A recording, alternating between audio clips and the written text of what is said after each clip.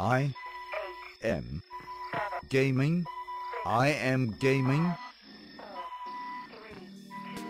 I am gaming podcast.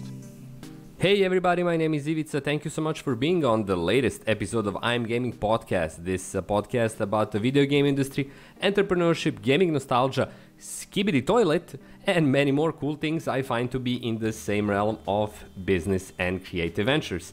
Like always, first and foremost, a huge thanks goes to my Patreon supporters who truly and absolutely make this podcast possible. Everyone, please check out my Patreon supporters ventures in the description below, and please, if you could consider supporting me on Patreon as well. Now, this is episode 195, so we're just 5 episodes away from going and doing 200 episode of I'm Gaming Podcast. However, for this episode, I'm going to discuss the concept, the idea, the notion of Skibidi Toilet. Most likely you already heard about it, and most likely you already have a strong opinion about it. And my idea here in this episode, and for this episode, is to try to explain why Skibidi Toilet is popular and why does it grab the attention of people, no matter if they like it, dislike it, but can hardly come into a mental space where they completely ignore it. Now, I'm not going to go into the backstory and history of Skibidi Toilet. Let's just say it's a series of really weird small cartoons that started from bobbleheads coming out of toilets, and grew into an epic tale of a species that has basically heads of CCTV cameras fighting against huge toilets that feature heads of people. And there is so much going on there, but again, I'm not going to go into it or the content itself and how it's evolving, just the basic appeal, which kind of combines, in my view, several things that create quote-unquote a perfect storm of potential influences that drive the popularity and interest of people. Again, regardless if it's a positive or a negative sense that you have towards the same content. Now, first of all, you have teams of toilets, which always, and for some odd reason, being that we're all adults, most of us are adults, again, Skibidi Toilet has a big appeal for kids as well, but I'm pretty sure that most of the fans and continuous viewers come from the ranks of adults, at least young adults. Find fascinating the concept of toilet activities, whatever they might be. So it has a toilet going for it. It might sound odd and kind of shallow, but we're still pretty much baseline interested in activities related to toilets. Secondly, it has an audiovisual effect on the viewers. It combines the famous tune in a weird variety of remixes with the action that takes place visually. So you have an audio component, you have a visual component, and that blends in a way that creates something really unique and recognizable, which is not easy at all, even though people tend to believe that it's not that hard to add a soundtrack to your visuals, which is completely true. However, for that soundtrack to truly blend with the content, you have to have a lot more than just adding a simple track. That happens for Skibidi Toilet. The whole notion of sounds and music design basically is super present in the clips, and it includes a wide variety of remixes, tempo differentiations, and many other elements of audio design, of sound design, that allow it to be more than recognizable, more than unique, and more than catch-on-ish, let's call it like that, because it allows people to watch the content and to listen to the content at the same time, which then allows the content to be recognizable by only the music and sounds. Again, sounds like a really basic thing, but again, like the toilet themes, it blends together to create something much bigger than its initial elements.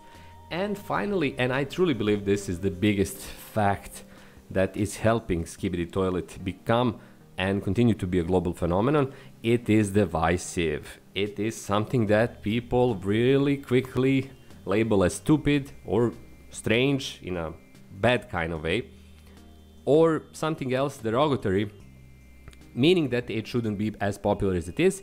And if you're older, you tend to then, not everyone, but a lot of older people tend to frame that as something that is reflected negatively in the whole newer generation.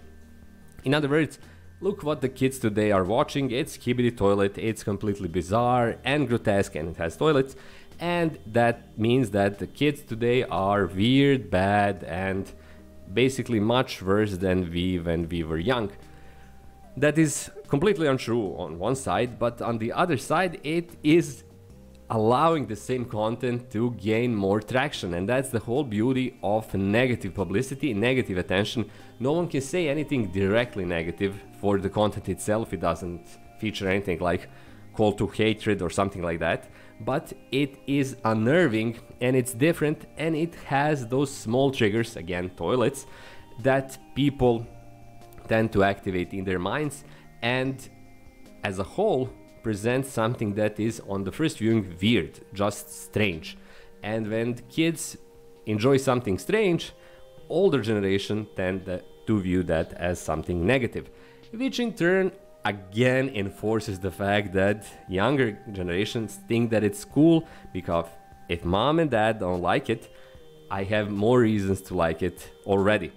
And this is something that older generation usually understands, but still can't avoid from engaging in and kind of embracing that idea. What is happening? Look, they're watching Skibidi Toilets, they're all mad and there's no future for them. Of course, all of that is completely untrue. The older generations know it, they went through the same process, but when they get older, you simply revert to that status. Not everyone, but a lot of people nonetheless. They are also watching Skibidi Toilet, so there is a direct benefit that they're watching it, they're consuming the same content, even just to get upset or grossed out. They're talking to their peers about it, which then go and check out what the hell is Skibidi Toilet, and they watch it too. Then they discuss it, then they form a strong opinion about it, and all of this is adding to the baseline appeal because it is a work of art, and Skibidi Toilet is an art. We have to agree on that. You might like it or not. It's a really complex and dense process of art expression. The same art expression gets traction, gets attention, and continues to move around in the same loop. With those three, you get that perfect storm of weird appeal, which then pushes the content further and further. And right now, there is no doubt that the same content is a global phenomenon, and a global phenomenon that is not going anywhere. Instead, it's evolving further. So I believe that through that mixture of toilet themes, which are kind of triggery, the backlash of the older generations, and the blend of audio and video, again, completely regardless of the content itself, what it means narratively or in any other sense, provides that mixture that is basically a hit maker, and Skibidi Toilet is definitely a hit. So there you have it, that's my analysis. Hope you enjoyed it, hope you found it interesting. If you did, I would love to hear your opinions in the comment section below. If you're a first time viewer, please consider subscribing to my channel. There is a lot of stuff like this continuously coming out on my channel. I would love to hear from you. There is also a bunch of ways how you can support me. You can subscribe to my channel, which is cheapest, easiest and fastest. Leave a like, leave a comment. You can support me on Patreon. You can buy my books on Amazon. You can send me money directly. But again, simple, easy, cheap, effective. Just subscribe. That's all from me. Thanks so much for being here. Thanks so much for watching and viewing. Enjoy Skibidi Toilet, and I'll see you on my next episode in exactly 7 days from now. Until then, bye bye.